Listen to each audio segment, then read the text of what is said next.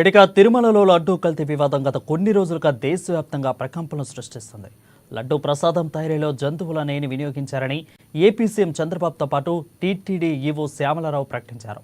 దీంతో ఆరోపణలు ప్రత్యారోపణలతో ఆంధ్రప్రదేశ్ రాజకీయాలు వేడెక్కాయి.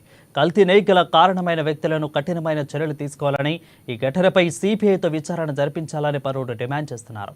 ఈ వివాదం కొనసాగుతున్న వేళ ఏపీలోని ప్రసిద్ధి చెందిన పుణ్యక్షేత్రాల్లో ఒకటైన విశాఖపట్నం జిల్లాలో సింహాచలం అప్పన్నస్వామి ఆలయంలో కూడా అధికారులు తనిఖీ నిర్వహించి 945 కిలోల నెయ్యిని సీజ్ చేశారు.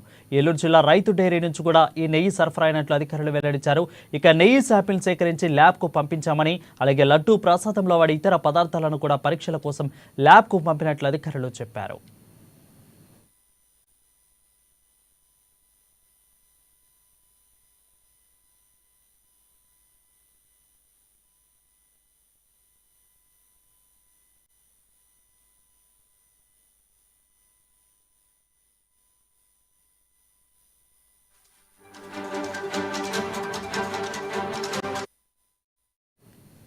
బ్రేకింగ్ న్యూస్ చూస్తున్నాం. తిరుమలలో లడ్డూ కల్తీ వివాదం మరికొన్ని రోజుల నుంచి దేశవ్యాప్తంగా ప్రకంపనలు సృష్టిస్తుంది.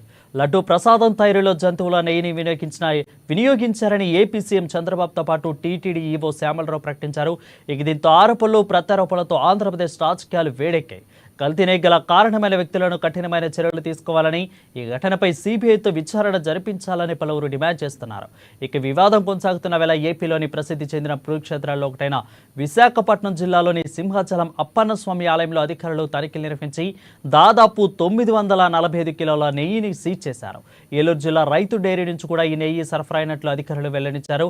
ఇక నెయ్యి శాంపిల్ సేకరించి ల్యాబ్కు పంపించామని, అలాగే లడ్డూ ప్రసాదంలో వాడే ఇతర పదార్థాలను కూడా పరీక్షల కోసం ల్యాబ్కు పంపినట్లు అధికారులు చెప్పారు.